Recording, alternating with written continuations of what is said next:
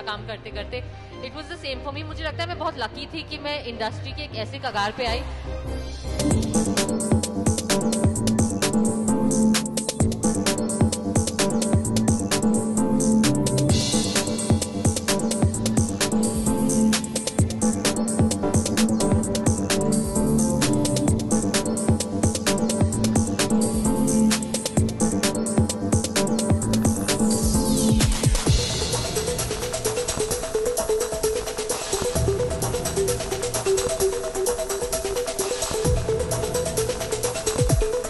Everyone, happy Sunday.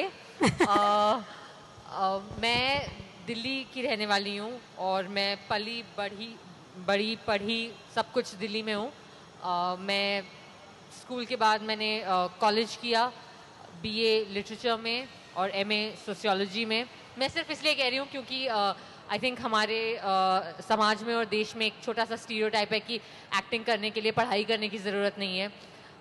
पर मेरा अनुभव और मेरा एक्सपीरियंस ये रहा कि चाहे जिस भी फील्ड में आप जो भी काम करें, अगर आप शिक्षित हैं, एजुकेटेड हैं, क्वालिफाइड हैं, तो वो कभी ज़ाया नहीं होगा, कभी वेस्ट नहीं होगा। एंड हमारे देश में औरतों के लिए ये सबसे बड़ा वेपन है, अपने आप को एजुकेट करना या स्किल करना किसी भी चीज़ में। सो मैं दिल्ली की हूँ, मैं दिल्ली की रहने वाली हूँ और फिर मुझे बचपन से ही फिल्मों का कीड़ा काट गया था। चित्रहार देखते देखते आई थिंक मेरा दिमाग खराब हुआ था और ये एक्टिंग का आइडिया आया था।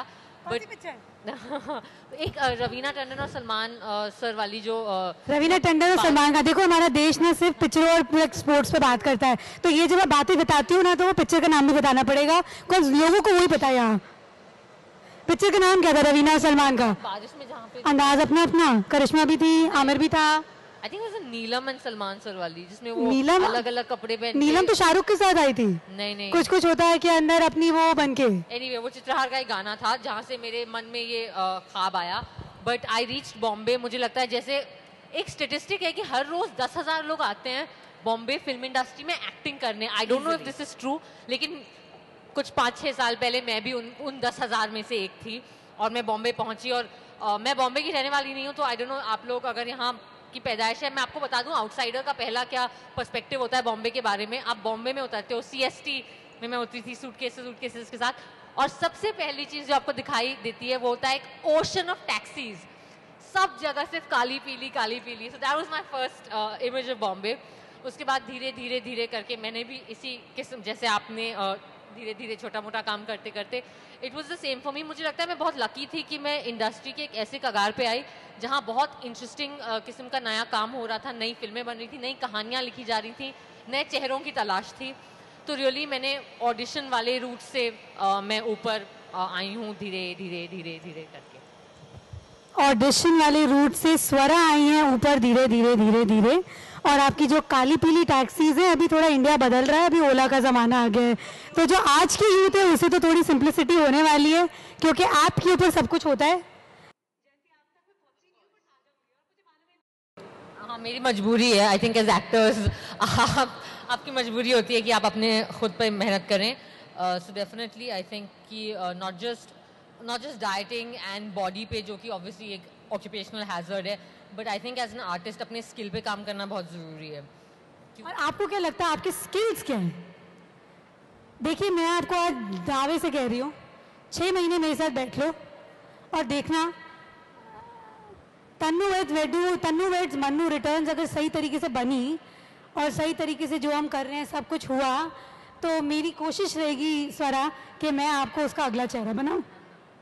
ऑनेस्टली, अगर आप इस कॉज को इस तरीके से एम्पावर कर पाएं कि हम औरतों को आगे ले जाएं, क्योंकि आपके अंदर जो स्किल्स हैं वो मैंने देखे हैं। अभी आप बता दीजिए कि आप एक्चुअली ज़िंदगी में रियल लाइफ में क्या क्या करती हो।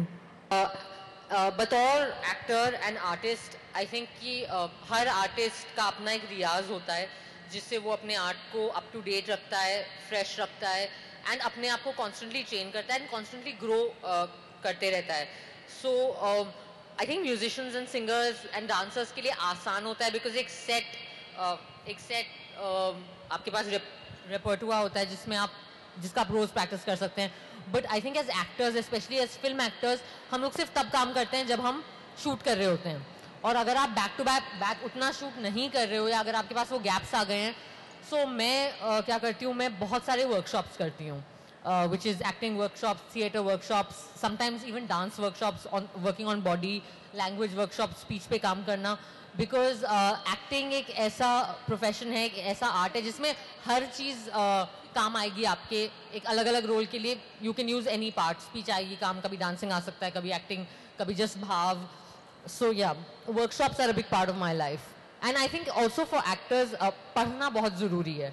इनफैक्ट जितना साहित्य एक्टर्स पढ़ें उतना अच्छा है, क्योंकि आपको अगर कहाँ आपकी इमेजिनेशन जितनी ग्रो करेगी उतना आपका क्राफ्ट ग्रो करेगा, ऐसा मेरा मानना है. स्वरा